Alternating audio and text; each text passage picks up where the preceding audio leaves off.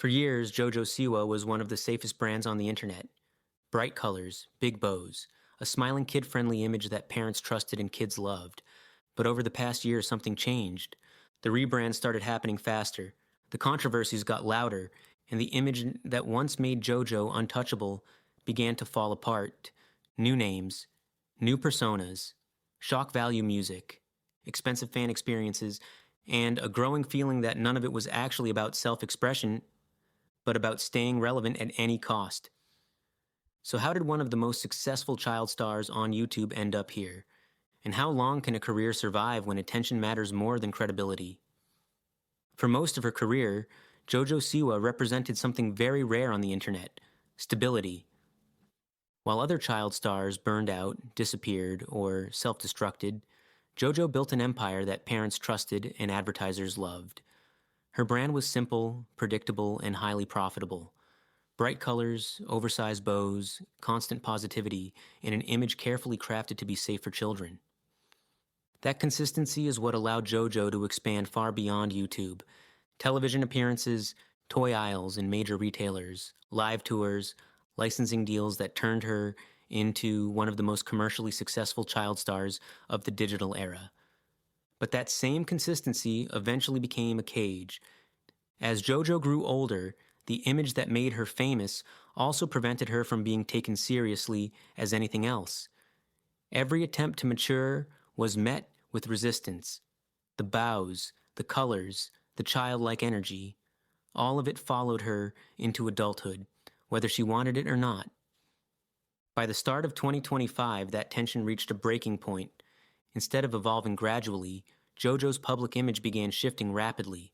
Rebrands started appearing every few months, each one louder and more extreme than the last. The most notable of these was the so-called Karma era, a deliberate rejection of everything that had defined her before. The visuals were darker, the styling leaned aggressive, the performances were intentionally provocative. This wasn't a subtle transition. It was a hard pivot designed to shock both critics and longtime fans. From a marketing perspective, the move made sense. Shock generates attention, and attention drives engagement. In the short term, it worked. Karma exploded across platforms, pulling in tens of millions of views and placing JoJo back at the center of online conversation. But attention doesn't equal approval.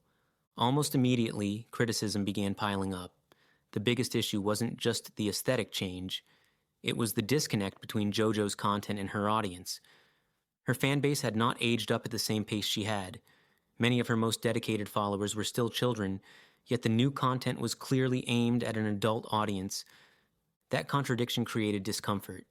Parents felt alienated, longtime supporters felt confused, and critics questioned whether the rebrand was driven by genuine self-expression or pure desperation. Then came the controversy that shifted public perception more permanently. Fans discovered that Karma was not an original song. The track had been written and recorded years earlier by another artist, and side-by-side comparisons revealed nearly identical lyrics. What made the situation worse was JoJo's own public statements, where she implied personal authorship of the song. For many viewers, that crossed a line. Reinvention is expected, experimentation is allowed, but misrepresenting creative ownership damages trust, especially for an artist attempting to be taken seriously. Instead of addressing the backlash clearly, JoJo moved forward as if nothing had happened. Public appearances became more chaotic. Interviews leaned into controversy rather than explanation. On-stage behavior grew exaggerated, almost performative, as if shock itself had become the brand. The message was no longer about music or growth. It was about visibility. This pattern continued with the release of Guilty Pleasures. The visuals escalated further, pushing into territory that many fans found uncomfortable, rather than exciting. Engagement metrics reflected that shift. Likes declined, dislikes increased, comment sections filled with confusion instead of praise. At this point, the issue wasn't one bad era or one bad decision. It was the speed. Every few weeks, there was a new version of JoJo. A new look, a new personality, a new narrative. And when identity changes happen that frequently, they stop feeling authentic. Eventually, even JoJo herself seemed to recognize this. In a later interview, she openly admitted that the dark Karma era wasn't something she truly felt aligned with. She described moments of self-doubt, discomfort, and regret, acknowledging that she had pushed herself into a role that didn't feel natural. That admission might have closed the chapter. Instead, it opened another one. Around the same time, JoJo's personal life became public in a way that contradicted years of carefully built messaging.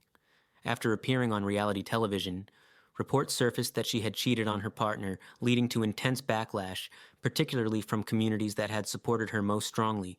What followed only intensified the situation. JoJo publicly stated that she no longer identified as a lesbian, later describing herself as queer or pansexual. While identity is deeply personal and fluid, the timing and framing of these statements raised eyebrows. To many observers, the changes appeared less like personal discovery, and more like another rebrand layered on top of controversy. The backlash wasn't about identity itself. It was about credibility. Fans who had supported JoJo through every phase began questioning whether any version of her was meant to last. Each change seemed tied to a media cycle. Each announcement generated headlines, and each headline kept her name trending. That pattern became undeniable with her next move. JoJo announced that she would now go by her real name, Joelle, framing it as a return to authenticity. The aesthetic softened, the content slowed down, makeup routines and relaxed videos replaced shock performances. On the surface, it looked like the most grounded version of JoJo yet. And for a moment, it worked.